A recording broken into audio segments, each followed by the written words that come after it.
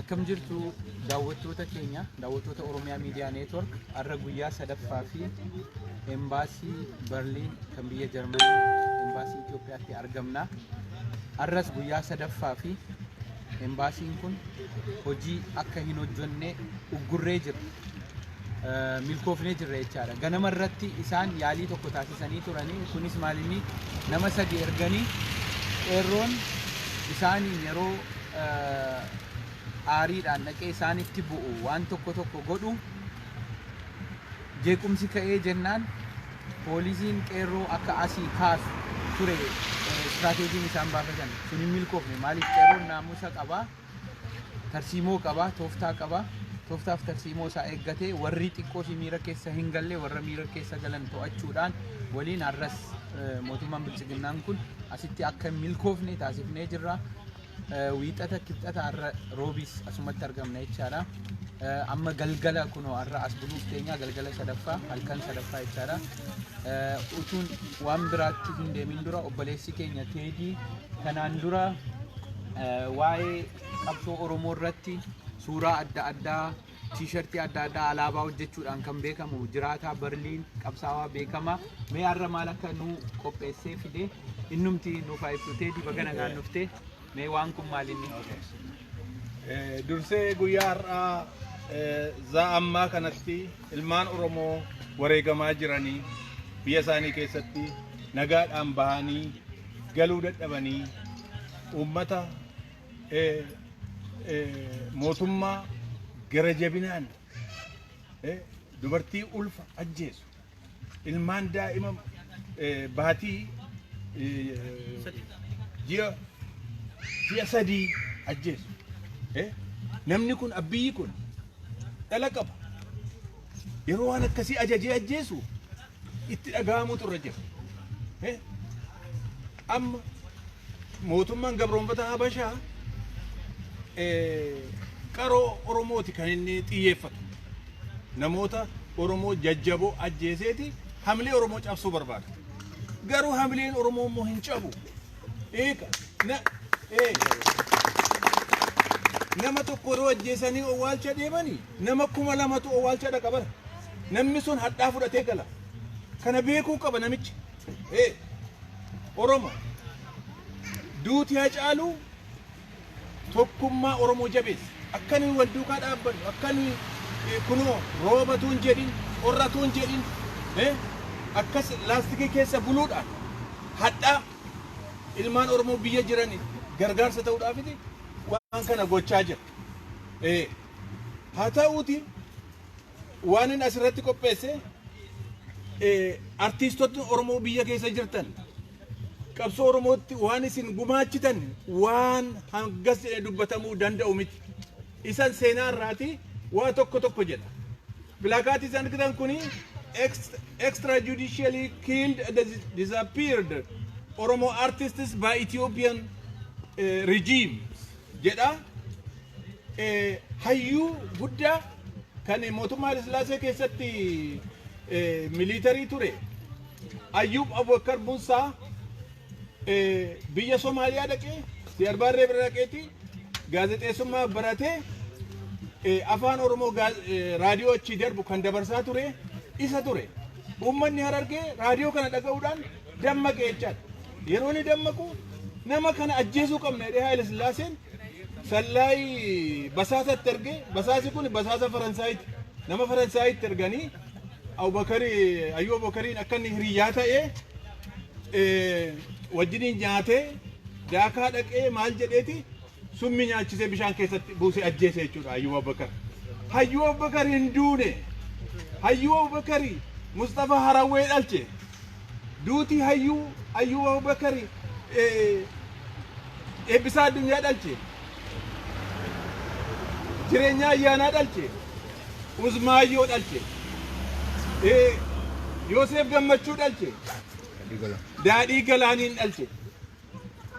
Kan dhiyeenya kana nurraa wareegame nama goota Oromoo murataa kutataa dhalche. Kanaaf ilmaan Oromoo biyya jirtan, ilmaan Oromoo walleerra jirtani, walli isaan Oromoo akka anqaaquu killee buphaa barruu irra jiruuti. Yoo sirriitti uummata kanaaf hin hojjenne buphaan kun yoo lafa dha'e walitti deebisuu hin dandeessu. Kanaaf saba keessan kabajaa fi ulfinanni isinii kennu hin irraanfatina. Hin irraanfatina warra biyya jirtanii. Kana jechuun barbaada. Kanaaf suuraan amma asirratti argitan inni jalqabaa Ayyoo Bakar Muusaati kan Moqaadishootti wareegame. Mustafaa Harawwee Harargee keessaati nama naannoo Harawweetti maqaan isaa lafa dhaloota isaatiin waamamaa. Dargiitu ajjeese reeffi isaatu hin argamin akkasitti hafe. Mustafaa Harawwee wallisaa qabsoo wallisaa beekama. Jireenya ayyaanaa gadaa baandii keessa ture. Gadaa baandii keessa sirbuuti shaggar keessaati hajaakii godhanii lafanni bu'e owwaalchi isaa hin baramne jaran. Ammoo na lafanni buutee isaa hin beeku akkoo nadhii gammadaafaa jechaadha. Eebbisaa Addunyaa nama jaalatama qabsoo Oromoo dammaqse fuudhanii ajjeesanii oppidiyoon kun erga ajjeesanii immoo bari namni reeffi namaa kabajaa qaba silaa bara lafarra makiinaadhaan harkisan ilma Oromoo akka itti du'e. Mustafaa Harawwee Usmaayyoo Musaa mana hidhaa keessatti gidiraan arge torchariin arge akka kanaaniti gubatee makaraa meeqaan yeroo mana hidhaa keessatti immoo waan biraas nyaachisu yoo si gadhiisan illee akka itti daftee duutuufiti summiis nyaachisanii si gadhiisu. Akka kanaan nami gooti Oromoo sabboonaan Usmaayyoon akka itti du'e jechuudha. Yoosef Gammachuus akkuma kana sirbituu beekamaa hayyuu Oromoo umuriidhaan xiqqaa garuu waan baay'ee nama dabarsaa ture. Akka itti mana hidhaa keessatti dararamee sabbataatti du'e jechuudha. Dhiyeenya kana Hacaaluu dura Daadhii Galaan gara sulultaatti tribiyuunii irratti akkamitti namni utuu sirbuu ajjeefama rabbiif jedhaa deeme. Sababa Oromoo ta'eef sababa biraan jiru. Namni kun waa'ee Minilik fa'aa akkuma Hacaaluu kana wannoo hidhe sirbaa ture. Isa sana mataa keessaa qabu. Maal jedhanii barreessu? Tabaraarii xiyyiit. Attamitti namni achirratti sirbu tabaraarii xiyyiitiin du'a. Isa keessa godhanii ajjeesanii jechuudha. Namni kun hin duune garuu itti fufaa itti dabala jechuudha. Hacaaluu ka maal jenna jarana? Maal jenna Hacaaluu? Goota Oromoo murataa kutataa OMN irratti seenaa dhaamee deeme. Uummata Oromoof waan nu barbaachisu nutti himee waan nu gochuu qabnu nutti himeeti deeme. Hacaaluun hin duune bara baraan hin jiraatu. Akkasuma immoo wallistoonni Oromoo caffee gadaa jedhaman wallistoonni Oromoo kun yeroo adda bilisummaa Oromoo wannoo ture daggala keessatti kan uummata kakaasaa turan Harargee keessaa hedduu nama akka Himee Yesuuf jechuun dandeettii nama gitaaraa qabu meeshaa taphachuu danda'a sagalee qabaa sirba isaa yoon tokko sii as goorii gama kiyyaafaa kan jedhu nama akkasii nama akka Abdii Qophee nama wallistoota guguddaa kanaaf nama akka Alii Birraatiif nama waa barreessee kennu maaliifan dubbadha seenaan wallistootaa dubbatamuu qaba. Kanaafan dubbachaa jira. Himee Yesuuf waan baay'ee dubbate waan baay'ee sirbisaa amma YouTube irra galtan har'allee dhaggeeffachuu dandeessa gorsa wannoon hime. Maqaan isaa Abdii Qophee Alii Birraaf waggaa 50 dura maal jedhanii maal himanii yeroo yaadaan dhimamanii kan lafa dhabee horii saamamee kan roorroo jibbee gaaratti galee jedha. Gaaratti galee loluudhaaf maal abdata maal anaannata yoo duutii isa argatte jedheeti barreessee itti kenne Alii Birraatti. Akka kanaan Alii Birraa waggaa 50 dura akka kanaan Oromoo dammasee ammallee lubbuunsaa jannata lubbuunsaa nuuf dheeratu warri du'an kana ka hin du'an hin jeena. Caffee gadaa keessaa namoonni akka Kuulaniifaa jedhaman boonsituu dubartoonni bebbeekamoon achitti dhumani kaa bara wayyaaneefaa kana. Kanaaf maqaa fi hojiin isaanii bara baraan hin jiraata. Wareegamni isaanii immoo uummanni keenya akka qabsoo bilisummaa itti fufu kakaasee jira. Si'achi dudduubi hin jiru. Uummanni Oromoo hin bilisooma. Ni bilisooma. Amma immoo waan nama gaddisiisu sitti ba. Inni kun immoo isheen kun buletti keenya mucaa ola deemtu waggaa 28 justice for extrajudicially killed an Oromo graduate student Haymanot Badhaadha. Haymanot Badhaadha capital city Finfinnee keessatti Xiqur Ambassaa jechuun kan beektan hospitaala guddaadha. Achi keessatti lama isheen laaboraatoorii keessatti barnoota distinctioniidha, student distinctioniidha. Gara teeppii kana barsiisaa fa'aa turte. Mucaa ola deemtu kana kutan ajjechaan ishee yaa jaran hammeenya hin qalan mormarraa kutan akka itti ajjeesan mucaa kana isheenis hinduun hin jiraatti namni akka isheetii meeqaaf meeqa dhalataa jechaadha.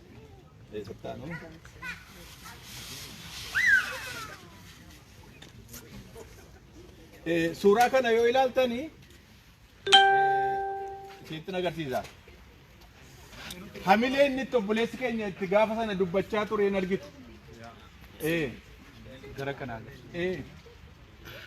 Hamilee inni akka kanaan gaafa sana dubbatee seenaa dhaamee uummata Oromootiin waan jiru dubbate namichi gurbaan waan jiru dubbate kuno isas kuno akkatti nu jalaa wanno jedhanii of isaanii ajjeesanii Oromoota ajjeese moo jedhaniiti boo'u jecha.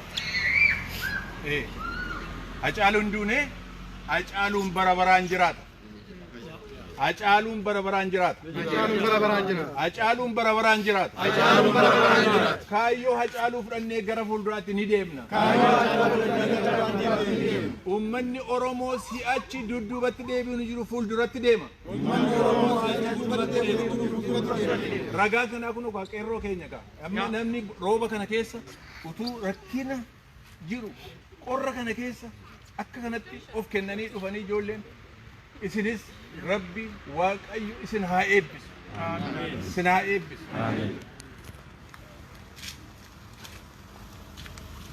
Maal jedha? የኦሮሞ ጀግና ሃጫሉ ሁንዴሳ ነፍጠኛ የኦሮሞ ጠላት ነው። jedha ምን ዱቃ ነፍጠኛ የኦሮሞ ጠላት ነው። ነፍጠኛ የኦሮሞ ጠላት ነው። ትናንት የኦሮሞ ጠላት ነው። ዛሬም የኦሮሞ ጠላት ነው። ለወደፊትም የኦሮሞ ጠላት ነው። ሰባምኒ ኦቦሌስ ኬኛ ተጀፈሜፍ ከና ዋን ብራሚት kana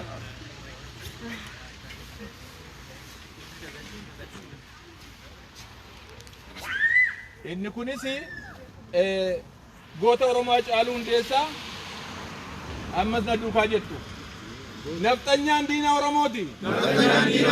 Nafxanyaan diina Oromooti. Kaleessas diina Oromooti. Har'allee diina Oromooti. Gar fuulduraattis diina Oromooti. Jechi kun jecha Hacaaluuti.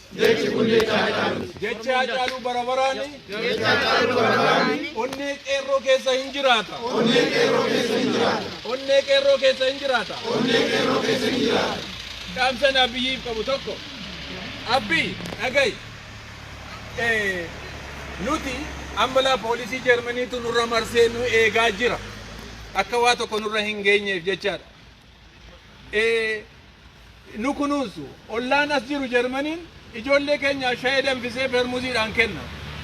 Moobaayilii isaanii elektirikiidhaan guutaaf shayii danfisee kennaaf. waan rakkina nuyi keessa jiru waan nuyi ibsachaa jirruuf jechaadha. Kanaafi hati garuu maal goota? Ulfa wata military keenya ajajjee ulfa ajjeesta. Nurraa dhaabi. Ijoolleen ajjeesin. Atis dhala qabda ijoolleen ajjeesin. Ilmaan Oromoo hin gaddisiisin. Siidhumaa jira kanaafitti akkas onnoo jetta rabbi si hojjeta qeerroo qeerroo jirtu jirtu baga jiraattan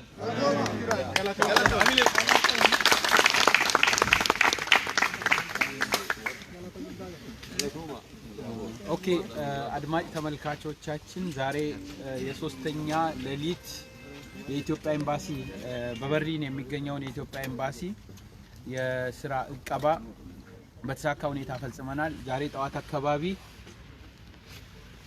እንዲደናቀፍ ምናልባት በእነሱም ዜና ቄሮ ተባሯል የሚለውን የሐሰት ዜና ከመንዛትና ከጀርመን መንግስት ጋር ተነጋግረን ነገሮቹ እንዲስተካከሉ እናደርጋለን ያሉት እኛ ያለንበት ሀገር እዚህ ጀርመን ሀገር የዲሞክራሲያዊ መብቶች የመናገር ነጻነት የፕሬስ ነጻነት የራስን ሐሳብ የመግለጽ ነጻነት የሚከበርበት ሀገር ስለሆነ ፖሊስ መከልከልም መስጠትም አይችልም። ይህ መሰረታዊ መብት ነው። ፖሊስ ሊያደርግ የሚችለው ችግር እንዳይፈጠር የኛንም የጎረቤቶቹንም የህዝቡንም ደህንነት መጠበቅ ነው። ያው እዚህ ለሶስተኛ ቀን እዚህ እንገኛለን።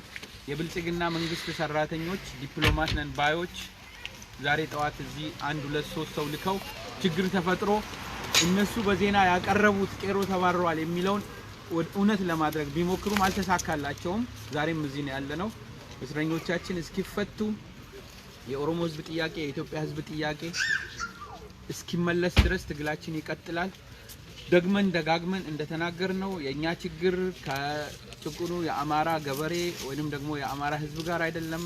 ነፍጠኛ ማለት ስርዓት ነው። ይህ ስርዓት በአሁን ሰዓት በአብይ አህመድ ኦሮሞ ነኝ በሚል ሰው እየተመራ ነው።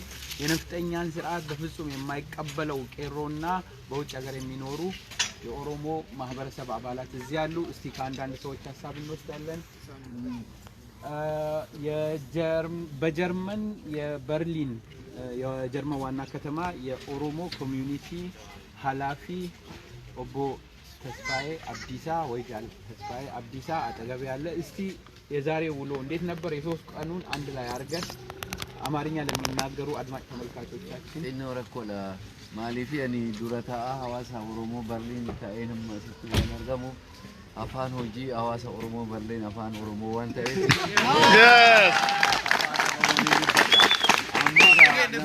bakka hin buusne warra afaan amaaraa dubbatan waan akka nama tokkotti tolu fi nan dubbata rakkoo qabu garuu amma hawaasa oromoo waan bakka bu'ee dhufeef akka seeraatti rakkoo natti fida. Laatiin koo sii galeera. Naa galeera lakki afaanis nan dubbata akkuma siin jedhee oofishaalii waan hin dhufeef afaan sanaan dubbachuun dirqama koodha. Akkuma amma ati jette nuti guyyaa sadaffaa keenyarraa asitti yeroo kana keessatti baay'ee namuusaan tasgabbiidhaan dhaamsa keenya rakkoo keenya ummata mootummaa Jarmanii akkanumallee ummata asiin darbee naannoo kana jiraatan hundumaa rakkoo Oromoon keessa jiru akeekaa fi qabsoon keenya maal akka ta'e akka gaariitti ibsaa jirra. Inni guddaa boru kaasee qophii guddaarra jira. Boru kaasee dubartooti keenya biyya Jarman keessa jiran kun karaarra dhufaa jiru. Dhibbaan lakkaa'amanii boru magaalaa keessatti hiriira godhanii hiriira sana akka fixanii dhufanii akkamitti makamanii beekamaadha. Kana achi immoo iftaan gaafa jimaataa obbolooti keenya dubartoota hundumtuu ilmaan Oromoo biyya Jarmanii keessa jiran hundaa karaarra jiru. Gaafis kumaatamaan magaalaa kana akka sochoosnu beekamaadha. Ammoo barana hariiroo tartiiba hiriira keenyallee geeddarree jirra. Hiriira qofaa otoo hin ta'in akkuma aadaa keenya Oromummaa keenya agarsiisuudhaaf dubartooti keenya siqqee fi wayyaa aadaa of qabatanii fuuldura deemu. Isa booda abbootiin amantee wayyaa amantee isaanii uffatanii isaan dubartoota duukaa deemu. Maanguddoon illee akkanatti isaan duukaa deema. Nu warri qeerroo kun immoo gara duubaatti hafnee hiriira kana gubbaarratti wayyaa aadaa Oromoon uffannee mootummaa Jarmanii kaanselar Amt warra paarlaamaa bira warra Awurooppaa Yuuniyeen bira darbee deemee immoo embaasii Ameerikaa, embaasii Faransaay, embaasii Great Britain akkanumallee gaazexeessitoota yookaan immoo gaazexaa mootummaa istiidiyoo mootummaa asitti televezyiinii fi adda addaa miidiyaa adda addaa irratti illee deemnee pitishinii keenya kennina akka isaan akka gaariitti rakkoo biyya sanaa gabaasaa jiru mahammadhaatti waan gabaasanii fi galata kennina gara fuulduraatti illee rakkoo uummata keenyaa akka gaariitti ibsanii gochuudhaaf qophii guddaarra jira. Egaa akkuma duratti abdiin jedhe waan xixiqqoodhaan asitti miira keessa nu galchanii rakkoo uumuudhaaf yaalaa jiru. Akkuma hundi keessan beektani akkaataa nuti imbaasii gaafa 31 qabanne yoo argitani baay'ee iccitiidhaan otoo namni tokko hin beekin akka gaariitti itti qophoofne haala isaan shirra isaan nurratti xaxaa turan hunda dursinee beekuudhaan otoo isaan waan baay'eedhaaf qophii otoo godhanii nuti isaan dursinee bakka kana qabannee akkuma argitan poolisiin Jarman nagaa keenya eeguudhaaf rakkoo keessa akka gaariitti akka baay'eettanitti biyya dimokiraasii jennaa himachuudhaaf hayyama guddaa nu kennanii bakka kana guyyaa sadaffaa ammallee amma jimaataatti yeroodhaaf akkanatti tilmaamnee jirra. Gaafiin keenyaa fi haalli tokko yoo dhufuu baate bakka kana yeroo dheeraadhaaf akka isaan hojii hin hojjenne kun argitan imbaasiin kun biyya 6-7 asii tajaajila. Biyya 6-7 kana tajaajiluu dhabanii kun cufaniitu taa'aniitu jiru. Ammoo kana akkuma biyya keessatti qeerroon keenya karaa cufee hiriira bahee rakkisaa jiru nutillee haala gaariitiin diplomaatikaalii mo'achaa jirra. Uummatni nu dhagaa jira, mootummaan nu dhagaa jira. Ammoo gara fuulduratti waan duubatti deebinu miti. Haamlee qabna, murannoo qabna, kutannoo qabna, haqa qabna. Haqii fi dhugaa qabnu qofaa miti. Hin qabsoofna. Uummati keenya biyya keessa jirus argitu qabsoon amma deemu kun waan salphaa waan qabaa miti. Ilmaan Oromoo meeqatti wareegamate as gahe. Ammallee borullee wareegamuudhaaf qophiidha. Uummati Oromoo qasaa argachuudhaaf nutis kana hin dinqisiifannaa isaan bira dhaabbannaa jabaadhaa yeroo gabaabaa keessatti mootummaan kun kufaa jira. Akka amma dhageenyu kanatti kun World Bankiin biliyoonii 2 horii dhoowwachaa jira. Asitti illee dhiibbaa gochaa jirra. Mootummaan Jarman illee akka mootummaa faashisti ilmaan Oromoo fixu kanaaf gargaarsa kan kennine nuti innaa kana jennu uummata Oromoon gargaarina uummata Itoophiyaan gargaarina mootummaan kun horii itti kennamu kana qawwee bituudhaan waan adda addaa godhuudhaan uummata isaa ajjeesaa jira uummata isaa cunqursaa jira kana akka hubatan gochaa jira nu hubachaa jiru jabaadhaa amma danda'ametti haamlee qabdu bokkaan jenne qorran jenne kana ganna keessa guyyaa 3 kaanselar amti bultanii hunda keessan yeroo sanatti mootummaa wayyaanee hariineerra ishii kanas yeroo gabaabaa keessatti nariina jabaadha. እንግዲህ አሁን የበርሊን ከተማ የኦሮሞ ኮሚኒቲ ሊቀመንበር የተናገሩትን ጠቅላላ አድርጌ በአማርኛ ትንሽ አስቀምጣለሁ። በኦገስት 31 ይህንን ኤምባሲ በተቆጣጠርንበት ጊዜ ቄሮ በተቆጣጠረበት ጊዜ የኦሮሞን ህዝብ ትግል ማጠልሸት የሚፈልጉ መንግስትም ይሁን የመንግስት ደጋፊዎች ይህ ጉዳይ እንዳይሳካ ምክንያቱም አናውንስ ተደርጎ ስለነበር የሴራ ዝግጅት ሲያደርጉ ነበር። ያንን የሴራ ዝግጅት ቄሮ የሀቅ ትግል ስለሆነ የሚያደርገው መቼም ቄሮን ማሸነፍ አይቻልም። ቄሮን ማሸነፍ የሚቻለው የጠየቀውን ጥያቄ በመመለስ ብቻ ነው። ሁለተኛው የኛ ጥያቄ እዚህ ያለ ነው የኢትዮጵያ ህዝብ ወይንም ደግሞ ኢትዮጵያ እንደ ሀገር ድጋፍ አይደረግላት ሳይሆን ይህ መንግስት ይሄ ሀገሪቷን እያስተዳደረ ያለው መንግስት በሚደረገለት ድጋፍ ህዝቡን መጨረስ ህፃናትን መግደል አረጋውያንን መግደል እየሆነ ተግባሩ ይህ ስለሆነ የጀርመን መንግስት ይሁን የአውሮፓ መንግስታት ድጋፋቸውን እንዳያደርጉ ለመጠየቅና በአጠቃላይ የኢንተርናሽናል ኮሚኒቲው የዓለም ማህበረሰብ ማለት ነው የኦሮሞን ችግርና በኢትዮጵያ ውስጥ ያለውን ችግር እንዲረዳ ነው። እንግዲህ በተረፈ ቅድም እንደተናገርነው የኛ ትግል የሀቅ ትግል ነው። የኦሮሞ ህዝብ ጥያቄ ወደ ኋላ የሚመለስ አይደለም። ትግሉ ይቀጥላል። አሁን ወደ ኦሮምኛ ቋንቋ ደግሞ ዝግጅት እንመለሳለን። ነምኒ ያደ ቀብደን ወጅራተኒ ገረስ ባህ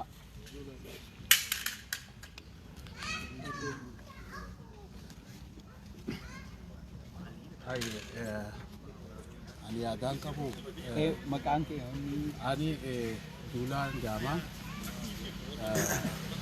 magaalaa Noorambar ammoo hawaasa Barliin jiru kana baay'een galatoonfachuu barbaada. Akkasumatti Abduu Abbaa Jabaliis hedduun galatoonfachuu barbaada. Walumaa galatti qeerroo waan kana keessatti illee rooba keessaas qabbana keessaas bulaa waan kana gaggeessaa jiran hedduun galatoonfadhaa jechuudha. Maaliif namni biyyarraa dhumaa jira, du'aa jira. Kun ammoo hirriiba isaaniif kennuu dhiisee siree qabanii fi mana oowwaa qaban biraa ijoolleen teenya dhumaa jirti jechuudhaan dhufanii arraan tana sagalee uummata keenyaaf ta'aa jiranii jechuudha. Kanarratti hangi kunu baqii mitii gayaa mitii kan jiru kanaa ol wareegama kafaluu barbaanna. Odoo biyyatee wareegama qaalii kafallaa kan jiru qeerroorraa dhadhagayaa jirraa jechuudha. Kanaaf qeerroon biyya keessaa isinii wajjin jirra.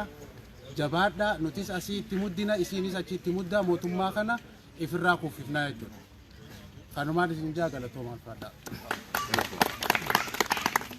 Tole amma immoo mee obboleessi keenya Taajuun yaada qabu nuuf akka kennan irraa isaatti kenna. Duraan dursee carraa naa kennuu keessaniif baay'ee isin galatoomfachuu barbaada. Kan irraa dhufe koree hiriira qindeessituu magaalaa Firaankifaart irraayi. Uummata asitti iddoo imbaasii mootummaa gabroomsaa naftanyaa kanatti argamnu yeroo ammaa kana jechuudha. Har'a guyyaa 3 xumuramee guyyaa 4ffaatti darbaa jirra. Uummata keenya kanaan baga asitti nu argamtanii qeerroon keenya roobaa fi aduu osoo hin jenne aarsaa danda'an aarsaa barbaachisu hunda kafalanii asitti nu waliin hirmaachuu jiran jechuudha. Akkuma kanaan dura yeroo zabana wayyaanee san baradoo keessa guyyaa 3 nu waliin halkan 3 ala bulanitti ammallee akkasumatti kanallee fonqolchuuf hirmaachuutti jiranii. Asirratti baay'isee kan galatoonfachuu barbaadu hawaasa Barliin nyaataa dhugaatiidhaan rooba kana keessa kan tursiisuu danda'an isaan jechuudha. Haawwata keenya abbootii keenya mee hamilee al tokko sun gootanii jechuudha. Kanaafuu yaada keessuma irratti gabaabsaa yaadni hunduu dubbatamee xumuramee jira jechuudha. Hanga waan barbaannu san argannutti iddoo kanaa hin deemnu bifa tartiiboodhaan haala tasgabbiidhaan naamusaan ni waan jedha galatooma. Galatooma. Obboleessi keenya Sabboonaan yaada qaba. Sabboonaa yaada. Hayyee duraan dursee galatoomii abdii carraa naa kennuu keetiif ittaan suudhaaf hawaasa Barliin hedduu tokko galatoonfadha. Dhimma biraatiin wal qabatee jechuudha. Dhaamsa ani uummata biyyaatiif qabu jechuudha. Siyaasaa biyyattii keessatti deemaa jiru irratti wanti uummanni keenya hubachuu qabu yeroo baay'ee jechaadha. Amantaan addaan nu qoqqooduu, naannaan addaan nu qoqqooduu waan san irratti yeroo baay'ee hojjechuudhaaf yaaluu jiranii. Kanarratti ammoo sirni kun har'a osoo hin ta'in waggaa 25 guutuu wayyaaniin sirna kanaan uummata keenya addaan diiguudhaaf yaadaa turte. Abiyyi ammoo waan addaatiin miti waggaa 25 guutuu isaan wajjin ta'e uummata keenya fixaatiin ture. Kuni kaayoo isaati. Ani wanta dhaammachuu barbaadu. Abiyyi kufuu ni kufa ka isaatii miti. Garuu namoonni Abiyyi wajjin yeroo kanatti jechaadha gochoota inni uummata keenya irratti godhaa jiru wajjin hirmaattanii uummata keenya fixaa jirtan qe'ee teessan laalladhaa of duraaf uummata keenya irraa dhaabbadhaa. Ilmoo achii qabdanii mana achii qabdanii lafa achii qabdanii bakkeen biraa iddoo isin deemtanii biyya san keessa jiraattan hin jiru. Biyya ormaa hin deemna jettaniiti yoo ka yaaddan taate du'anii nu awwaalan malee gara biyya alaatti carraan isin qabdan tokkollee hin jiru. Kana dabarfachuu barbaada. Guutumaan guututti uummata keenyarraa dhaabbadhaa. Inni nu kufa. Sirni abbaa hirrummaa yoo ka hubattan taate Adolf Hitler baasne. Wanta biyyi gaggeessaa jiru ammoo biyyattii san keessatti jechaadha. Uummata Oromoo fixuudhaaf kaayoon isaa. Wanta Hitler biyya kana keessa yaadu biyya Jarmanii irra jira. Jarmanii keessatti jechaadha. Hitler wanti inni gochaa ture dhumarratti yeroodhaaf uummata miidhe malee garuu fiixaan hin baane. Abiyyis waan kana gochuu jira. Dhumarratti garuu kufeetiin hafee Hitler iyyuu jechaadha. Kana waan ta'eef wanti isin hubachuu qabdan Abiyyi boru ni darba. Garuu uummanni gamtuu fi gantuun jechaadha. Uummata keenya bittanii maallaqaadhaan uummata keenyaa fixaa jirtan uummata keenyarraa dhaabbadhaa. Gara uummata keenyaa deebi'aa. Dhaamsa dabarfachuu barbaadu. Isa kanarraan kan hafe ammoo jechuudha. Holola as keessatti oofamaa jiru waa'ee ugaarii imbaasiitti wal qabatee qeerroon 16 hidhamanii holola isin oofaa jiran kana dhibbatti kuni waan kijiba ta'edha. Poolisiin haala gaarii nu keessummeessanii bira darbanii nyaata keenya nurraa fudhatanii ollaan haala namatti tolu tokko nu keessummeessaniitiin hiriira mormii keenya geggeessuu jirra waan ta'eef kanarraan kan hafe immoo nu haara gaarii milkoofnee jirra. Kaayyoon keenya galma nuuf ga'ee jira. Bilisummaan uummata Oromootii galatooma. Obbo Shamsuddin yaada kee kennitee achi garas galatooma ulfaadha. Anilleen Shamsuddin Jaamaa Jarman Munich irraa ka duraa qeerroo asitti dhuftee sa'a 24 guyyaa 2 guyyaa 3 roobaa fi qabbana kana keessa asitti turtan galatooma ulfaadha jechuun ni barbaada. Itti aansee Abduu Abbaa Jabal hedduu galatoomii ifaajee guddaa godhaa jirtuuf jajjabina fi fuuldurallee abdii guddaa walirraa qabna. Akkasuma meediyaa keenya OMN'n bakka jiruu lalisee ammallee daraaree Oromiyaa guutuu alaa fi keessa hojii isaa boonsaa kan akkatti fufu dhaammachuu barbaada. Itti aansee dubartoota keenya kan biyya keessaayis haala biyya alaa keessa deemaa jiru kana jalaa fuudhanii hojiirra oolchaa jiran hedduu galatooma ulfaadhaa wareega guddaa kafalaa jirtan isiniin boonna jajjabaadhaa itti fufaan ja'a. Kanaaf jaallan keenya ka wareegaman bara baraan yaadatamu nutilleen kaayoo isaan irraa kufan galmaan ga'uuf akkuma qeerroo waadaa seentetti waadaa waliin seennee itti fufna haga Oromiyaan walaboomtutti qabsoon teenya itti fufti. Hamilee walii kennuun waan nu barbaachisuun yaada garagaraa fi tooftaa garagaraatiin qabsaa'uu qabna alaa fi keessaayis jechuun barbaade. Itti aansee hayyoottan keenyaa fi abboottiin gadaa akkasuma ulamaa'oottiin keenya wanni isaan irra dalaguun irra jiru akkaataa ittiin hoogganoonni Oromoo ka hidhame hidhaatti bahu kan immoo hin hidhamin akkaataa isaan ittiin tokkoomanii hatattamaan waan Oromoo irra jiru kana itti yaadanii qeerroo wajjin dhaabbatan dhaammachuu barbaada. Yeroon irraa yeroo walirra laalan osoo hin ta'in yeroo waliif dirmatanii kanaaf dhiiga qeerroo dhangala'aa jiru kana gatii keessa galchanii akkaanii fi hojii qeerroo kana jalatti hiriiran gaafachuu barbaadaa jechuudha. Maaliif qeerroon waan biraan barbaaddu mataa walitti qabachuu isaanii qofa malee qeerroon hojii boonsaa hojjechaa jirti alaa fi keessaay. Garuu akkasuma hawaasonni ala jirus humna walii ta'ee ka biyya keessaatii wajjin hojii boonsaa qeerroon itti jirtu kana akka galmaan ga'an adaraa asumaan dhaammachuu barbaada. Hawaasonni ala jiranii fi hayyoonni ala jiranis piliis wanni irra hojjechuu qabnu akkaanii fi hawaasni Oromoo fi jaarmiyoonni Oromoo qeerroon Oromoo akka tokko ta'an humna takkaan akka diina kana aannu dhaammachuu barbaada. Galatooma ulfaadhaa. Galatooma. Okay, nama yaada kennuu barbaadu. Shamarran osoo ta'e bareeda. Okay. Yaada sin lachan kennu. Asii gidi yaada kee baadha. Karraa kana naa kennu galatooma. Nuti Oromoon uummanni Oromoo amma sa'aatii ammaa jiru kanatti waan guddaarra jira, hamilee guddaarra jira. Wanti guddaan akka nama tokkootti jechuu barbaadu qeerroo biyyaatiifis ta'ee namoota dhimmi ilaallatu hundaan waa'ee uummata hidhamanii keessattuu waa'ee Jawaarfaa hidhamtoota hundaayyuu irratti osoo xiyyeeffannee wanti sun gaariidha. Qeerroon biyyaa baay'ee akka gaalitti sochii gochuun barbaachisaadha. Inni lammaffaa wanti ani siiriyesli dhaammachuu barbaadu kaabinee gandarra jirtuu fi hamma godinaati. Ka godinaa ol jiran yookaan giddu galeessa irra jiran yeroo ammaa kanatti mootummaan kun almost mootummaa parsantii hedduudhaan luus ta'ee kufuunsarra jiru. Warroonni kaabinee achi gadi jirtan carraan keessan carraafamaa keessa jirtanii uummanni biyya qopheeffatee yeroo xiqqaate Eertiraa qopheeffatee jira. Kana hubattanii kaabineen ganda keessa jirtan baxalaallaan keessan gara uummataatti akka makamtan akka Oromoo tokkootti dhaamsa isinii dabarsuu barbaada. Yoo kanas ta'uu baate gahee guddaallee ka gochaa jirtan isin. Hardanii guddaallee mootummaan kun ka isinitti ta'ee harka keessaniin dhiiga qabachaa jiru harka keessaniin garuu kan itti gaafatamu isinii jechaadha.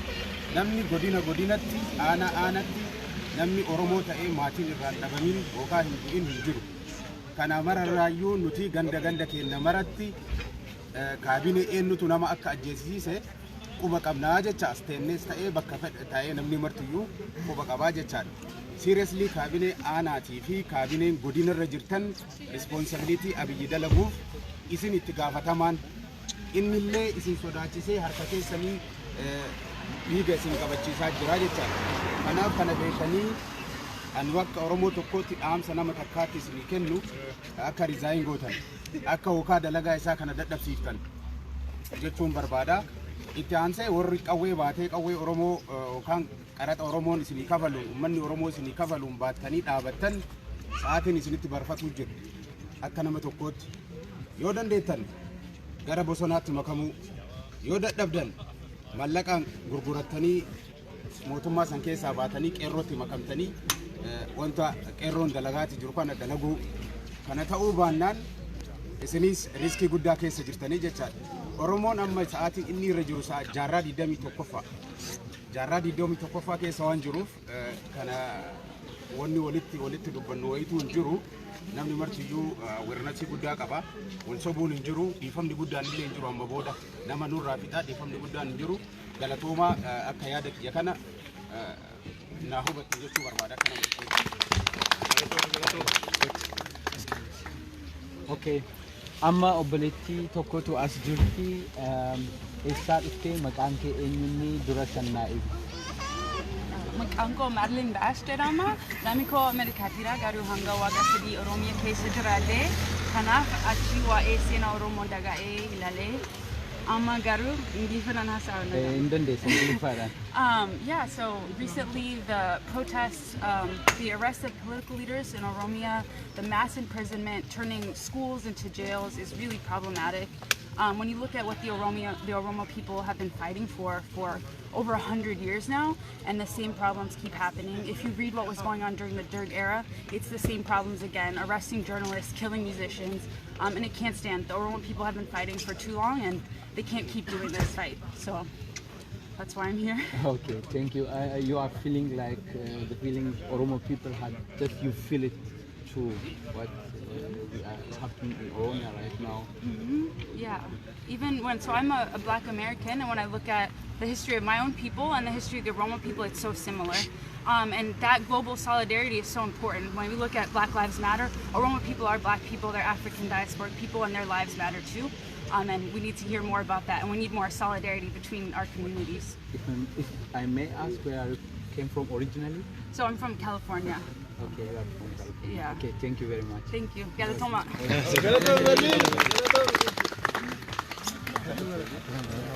Okay, egaa daawwattoota keenya sagantaa galgalaa irraa halkanarraa waa'ee ugura embaasii guyyaa sadaffaa fi halkan sadaffaa ilaalchisee qopheessine asirratti xumurraa qeerroon as buluuf teessi yoo haalli mijataa jiraate ammas karaa kallattii sagantaa OMN kan dhufnu ta'a. Galatoomaan hordofuu keessaniin nagaatti.